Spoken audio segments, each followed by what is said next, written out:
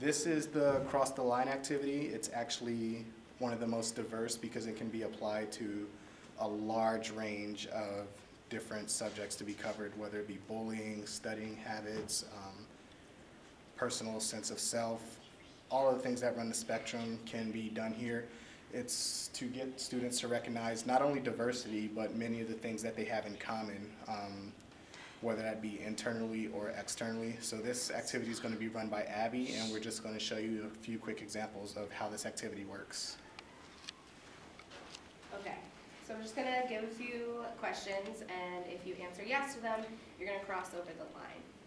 So cross the line if your favorite color is blue. Okay. Okay, go back. Cross the line if you've ever gotten in trouble at school. Okay, go back. Cross the line if you enjoy playing video games. Okay, go back. I love video games. Cross the line if you've ever been bullied.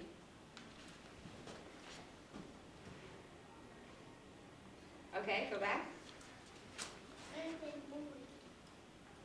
Cross the line if you enjoy working in groups or teams. Okay, go back.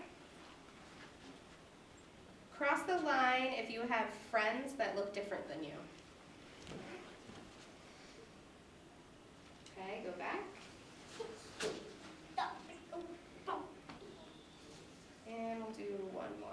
Cross the line if you know somebody that speaks another language. Okay, go back.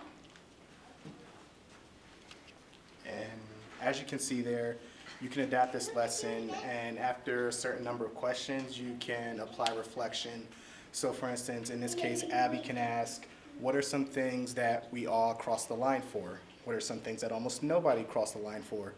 And your hope here is that students will begin to take notice of who's crossing the line when, who's not crossing the line when. And at the secondary level, you can begin to ask more personal questions and more questions that kind of push the boundaries or are off limits, in hopes that if students employ confidentiality, that what's said in the room won't leave the room, but actual topics that may be controversial can be talked about.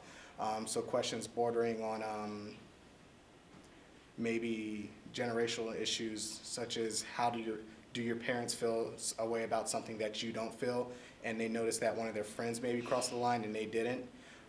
It can generate discussion later on to be discussed about. But it's a pretty classic activity. Odds are you've actually already heard of it, but this was just an example of how to run the cross the line activity. And as always, reflection questions are listed on the worksheet.